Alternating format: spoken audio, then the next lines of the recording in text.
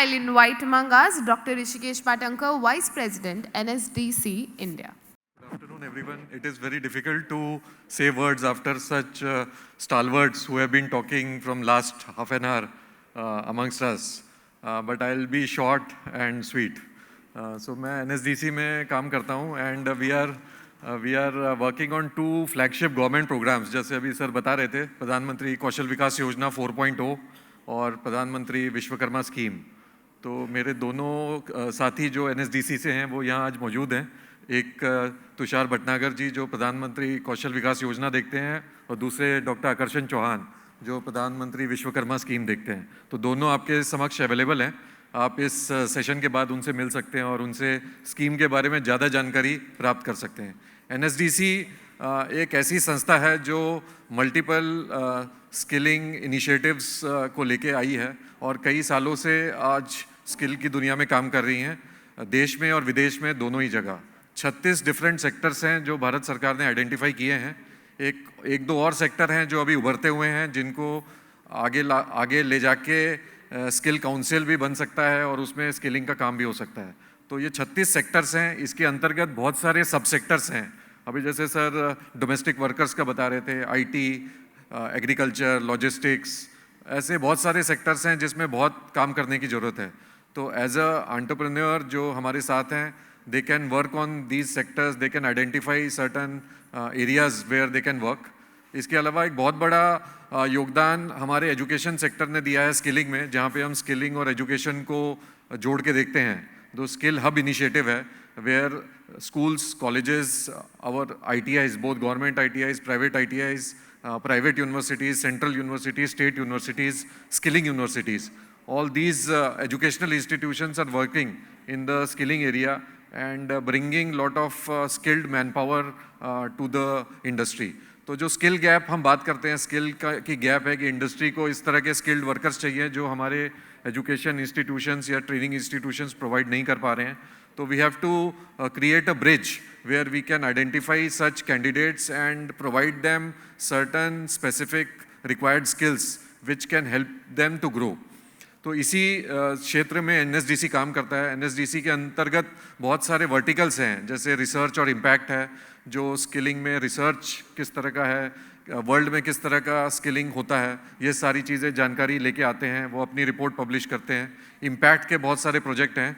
ज़रूरी नहीं है कि इकोनॉमिक इम्पैक्ट हो, बट बहुत सारा सोशल इम्पैक्ट, और जो सोशल स्टॉक एक्सचेंज अभी एस्टेब्लिश हुआ है उसकी बात की जाती है कि सोशली हम कैसे आगे बढ़ गए। इकोनॉमिक सुपर पावर तो हम बनने वाले हैं, but I think social super power भी बनना बहुत ज़रूरी है। इसके साथ साथ स्किल और NSDC में एक स्किल इंडिया डिजिटल हब नाम के एक प्लेटफॉर्म है, सिद्ध। जो ये सिद्ध प्लेटफॉर्म है, ये एक पूरा पोर्टल है जिसमें स्किलिंग का सारा काम होता है। तो कैंडिडेट की जो लाइफ साइकिल है, right from registration of the candidate till candidate gets a certification in a particular job role और उसका प्लेसमेंट, ये सारी चीज़ें हम सिद्ध नाम के प्लेटफॉर्म पे इसको संयन करते हैं। तो ये प्लेटफॉर्म मोबाइल पे भी उपलब्ध है, वेब पे भी उपलब्ध है और डिफरेंट भाषाओं में उपलब्ध है। तो आप इस सिद्ध प्लेटफॉर्म को और सिद्ध का जो पोर्टल है, ऐप है, उसको आप डाउनलोड कर सकते हैं और अपने मोबाइल पे उसको चला सकते हैं। तो पूरी आपको लाइफ साइकिल मिलेगी। अभी जैसे सर बता रहे थे कि हम कई बार स्किल कोर्सेज या जो भी कोर्सेज हैं वो बच्चों पे थोप देते हैं। तो ये बहुत इम्पॉर्टेंट है। बच्चे की जो रुचि है उसी के अनुसार उनको उस तरह का स्किल मिलना बहुत ज़रूरी है, तभी बच्चे या जो कैंडिडेट्स हैं वो आगे जा सकते हैं।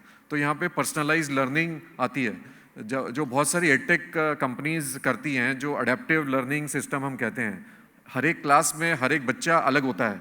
कुछ बच्चे होते हैं जो बहुत कमज़ोर होते हैं, वो कभी भी आगे नहीं जाते और क्वेश्चन भी नहीं पूछते, शिक्षक से अपने या टीचर से अपने कभी क्वेश्चन नहीं पूछते, हमेशा चुप बैठे रहते हैं। कुछ मीडियोकर बच्चे होते हैं जो थोड़ा बहुत पढ़ाई में अच्छे भी होते हैं और वो खुद थोड़ा बुक पढ़ के पास भी हो जाते हैं। कुछ एक्सपर्ट बच्चे होते हैं जिनको किसी की ज़रूरत नहीं होती, वो खुद ही अपना पढ़ के निकल जाते हैं। तो बट क्लासरूम में एक ही टीचर है। अब एक टीचर 30 बच्चों की क्लासरूम या 50 बच्चों के क्लासरूम को एक साथ नहीं देख सकता।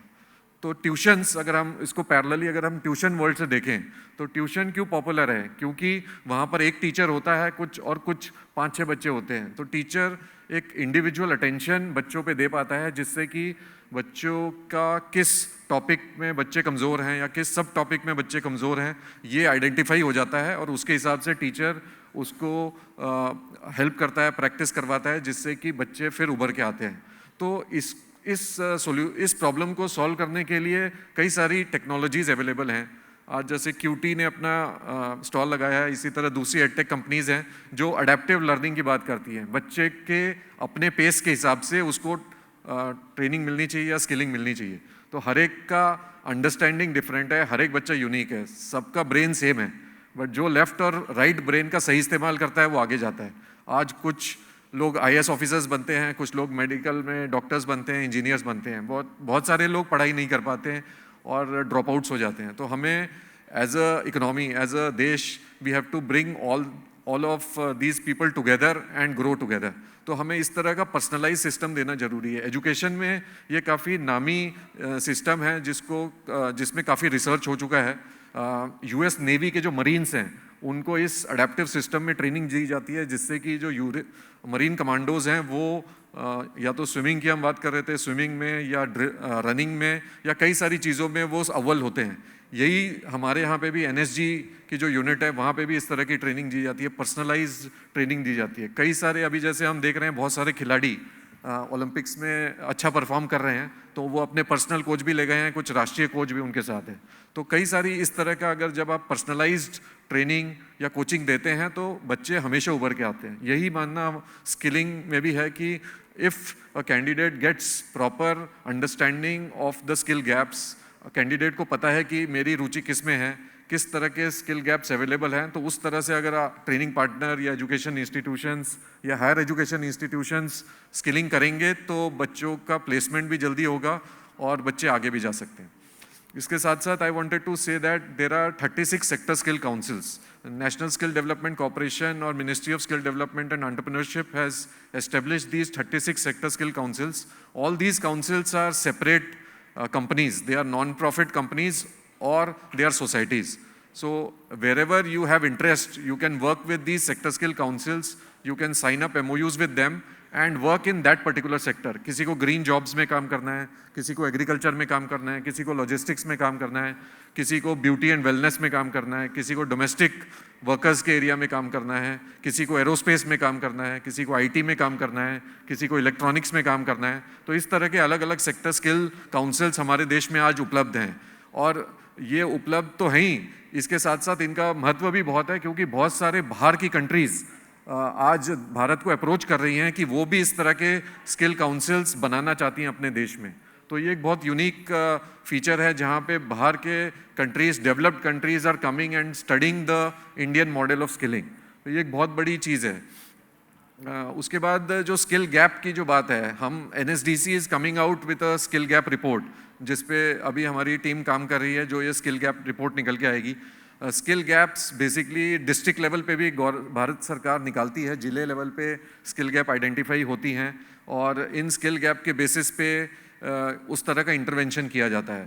तो अगर आप देखेंगे जैसे उत्तर प्रदेश में जवाहर एयरपोर्ट नोएडा में बन रहा है, तो जब जवाहर एयरपोर्ट एक इंटरनेशनल एयरपोर्ट बन रहा है तो बहुत सारी गतिविधियां उस एयरपोर्ट से जुड़ी हुई हैं, जैसे कि लॉजिस्टिक्स का काम होगा, कस्टमर सर्विस होगी, एरोस्पेस में काम होगा और इसी तरह के कई और काम वहाँ किए जाएंगे। तो बहुत बड़ी अपॉर्चुनिटी वहाँ पे आती है। तो बहुत सारा फॉरेन डायरेक्ट इन्वेस्टमेंट जैसे किसी ज़िले में आता है, जैसे यूपी सरकार ने यूपी इन्वेस्ट प्रोग्राम किया, गुजरात सरकार ने गुजरात इन्वेस्टर समिट करा, तो यहाँ पे बहुत सारे जो फॉरेन कंपनीज़ हैं जो इन्वेस्टमेंट लेके आती हैं, कंपनीज़ फैक्ट्रीज एस्टेब्लिश करती हैं। तो एक बहुत बड़ा एक सेक्टर खुलता है जहाँ पे स्किलिंग की गैप नज़र आती है, तो वो हम अपने बेरोज़गार युवकों से हम उसको कंप्लीट कर सकते हैं। तो इस तरह की बहुत सारी चीज़ें हैं जो आज भारत देश में चल रही हैं। नई जो 2-3 जो नए प्रोजेक्ट्स डिक्लेयर किए गए हैं, जैसे नेशनल ग्रीन हाइड्रोजन मिशन, जो पिछली बार माननीय प्रधानमंत्री जी ने अनाउंस किया था इंडिपेंडेंस डे स्पीच पे,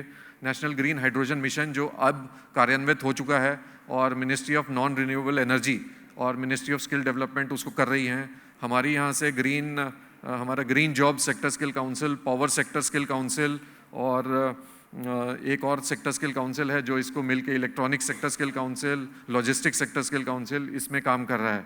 इसी तरह पीएम सूर्य घर मुफ्त बिजली योजना जो है इसमें भी काम चल रहा है, जहाँ पे 1 करोड़ घरों के ऊपर सोलर पैनल लगाए जा रहे हैं। तो वहाँ पे भी रिक्वायरमेंट है ऐसे लोगों की जो मेसन का भी काम कर सकें, इलेक्ट्रिकल का भी काम कर सकें और सोलर पैनल को भी एस्टेब्लिश कर सकें। तो इस तरह के जो स्कीम्स हैं, इसी तरह जो गति शक्ति मिशन अनाउंस हुआ है, नेशनल लॉजिस्टिक्स पॉलिसी जो अनाउंस हुई है, इसके तो आप देखेंगे कि हर एक जो भारत सरकार की जो पॉलिसीज़ हैं उसके अगेंस्ट किस तरह की स्किलिंग रिक्वायरमेंट्स उभर के आती हैं और उसको किस तरह से कार्यान्वित किया जा सकता है। तो इसके ऊपर हमारा फोकस लगना ज़रूरी है। नेशनल स्किल डेवलपमेंट कॉरपोरेशन में एक NSDC अकेडमी नाम से एक हमारा वर्टिकल है जो नॉन फंडेड पार्टनर और फंडेड पार्टनर्स इनको प्रोत्साहन देता है। तो बहुत सारी companies as a non funded partner हमारे साथ काम करते हैं। वो आप as a training partner National skill development Corporation के साथ आप काम कर सकते हैं, जहाँ पर सिद्ध के प्लेटफॉर्म पे कैंडिडेट का पूरा लाइफ साइकिल मेंटेन किया जाता है और फिर वो अपने सर्टिफिकेट उसको दे सकते हैं। इसमें फ़ायदा ये होता है कि NSDC की वजह से जो स्किल के कोर्सेज नॉन फंडेड पार्टनर्स चलाते हैं उनको GST का बेनिफिट मिलता है। तो ये एक इम्पॉर्टेंट एस्पेक्ट है जहाँ पे बहुत सारे पार्टनर्स NSDC से जुड़ते हैं। इसके अलावा फंडेड पार्टनरशिप भी अवेलेबल है, जहाँ पे सॉफ्ट लोन दिया जाता है स्किलिंग के एरिया में, बट उसमें लोन रीपेमेंट के जो ऑप्शन होते हैं और किस तरह से उसको किया जाता है वो सारी चीज़ें बताई जाती है। तो एक NSDC अकेडमी एक बड़ा वर्टिकल है जहाँ पे नॉन फंडेड और फंडेड ट्रेनिंग पार्टनर्स हमारे साथ काम करते हैं। गवर्नमेंट प्रोग्राम्स मैंने आपको दोनों बता दिए हैं, विश्वकर्मा योजना और प्रधानमंत्री कौशल विकास योजना। ये 2 फ्लैगशिप प्रोग्राम्स हैं जो हमारी मंत्रालय थ्रू NSDC आज की डेट में चला रहे हैं। तो बहुत बड़ा कैनवस है, आई थिंक कैनवास बहुत बड़ा है और अपॉर्चुनिटीज़ अनलिमिटेड है। I will request everyone to come together, network together and work together. Thank you so much for giving me time.